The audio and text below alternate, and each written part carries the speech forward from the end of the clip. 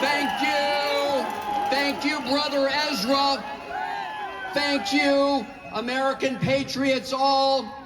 Thank you to Indivisible and Move On, who have organized this, and to all of you for answering the call to protect our Constitution and protect our democracy when they're under assault by a lawless president.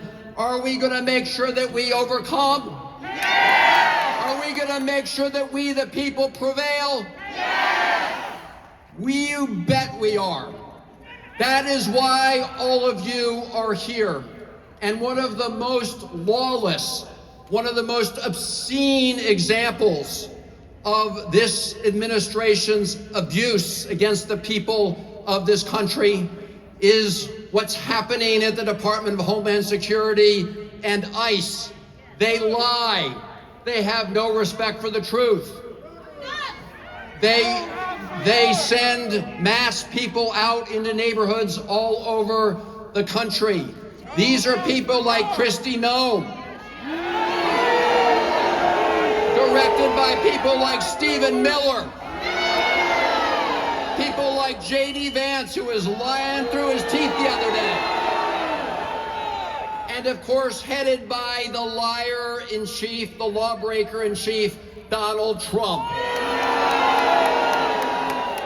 So we are here to say, not one more dime for Donald Trump's ICE operations.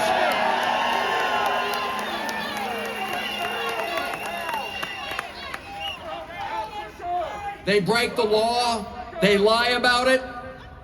You know, I remember when they said, they were going to go after what they called the worst of the worst. They lied. They're going after moms taking their kids to school. They're going after dads bringing their kids home from their after-school activities. They're going after pastors on the Eastern Shore of Maryland. They're going after small business owners in Frederick, Maryland, and all over the country. They're going after people who have become community leaders, people who are loved and beloved and respected by people in their communities. ICE's own data show that more than 80% of the people they're rounding up pose no public threat, and you know what they did? They decided to get rid of the data. So in addition to breaking the laws, in addition to lying, now we see ICE killing a 37-year-old mom of 3 kids in Minneapolis, Minnesota. And we are here to say, not in our country. We will not let this continue to happen. And we could all see that video with our own eyes. Put your hands up if you saw that video.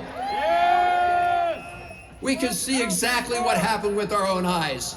And yet you have Kristi Noem and the vice president and the president trying to gaslight the country, trying to tell people that their own eyes are lying to them. Well, our eyes are not lying to them.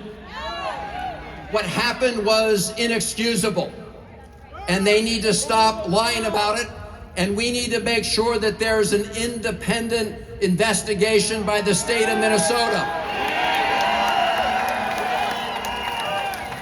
Just like in each of these cases, we need independent investigations, because we're so sorry, but the reality is we cannot trust our own Department of Justice anymore under Pam Bondi.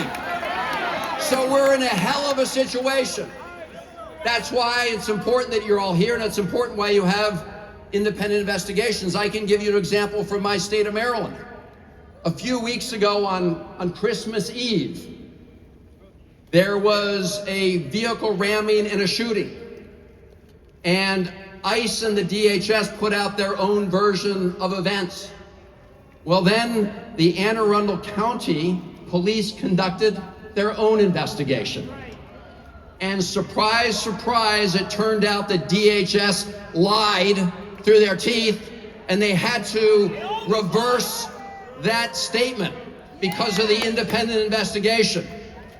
This is why we can no longer, sadly, trust the federal agencies to conduct these investigations. Imagine what would have happened in Minneapolis in Renee Good's case if there had been no video. This is why we want every person in law enforcement, whether they're local police who have cameras or federal law enforcement agencies, they should all be wearing cameras so that we can see exactly what has happened. You know, myself and my office have been working with a mom from the state of Maryland. She lived here 20 years. She has 4 kids. She was snatched off the streets by ICE a couple weeks ago. She asked to be released, to be able to visit with her 15-year-old son, who was dying of cancer. They said no. Shame. They said no. He died the next day. Her son died the next day without being able to say goodbye to his mom, and his mom unable to say goodbye to him. That is the lack of humanity. That is the lack of basic human decency that we're seeing from this administration. And that is why you're all out here. We are now working very hard to make sure that this mom at least is released to go to her son's memorial service. Can we do that together? As Ezra said, you know, this has been going on for way too long, since the earliest days of the Trump administration. And I do remember when I got word that a man by the name of Kilmar Abrego Garcia had been snatched off the streets of Maryland and taken from his wife and kids and deposited in a gulag in El Salvador, in violation of his constitutional and due process rights. And it's very true, as Ezra said, there are a lot of folks who said, well, let's not worry about that. But you're all here because you worry about protecting our Constitution. And you worry about protecting our democracy. And that is why I went down there, to make sure that he was alive and that he could come back and at least be in front of the courts of the United States of America. And they continue to engage in a political prosecution against him, and so we need to remain firm and stand up for justice in America. We have an administration that doesn't believe in justice for all. They just believe in justice for their buddies and the people they pardoned who beat police officers bloody on Capitol Hill on January 6th. They have no respect for justice and no respect for the rule of law. That's why you're all here, because you love our country and you want to make sure you protect our democracy and our Constitution. So keep turning up the heat, because you know what melts under heat? Ice melts under heat.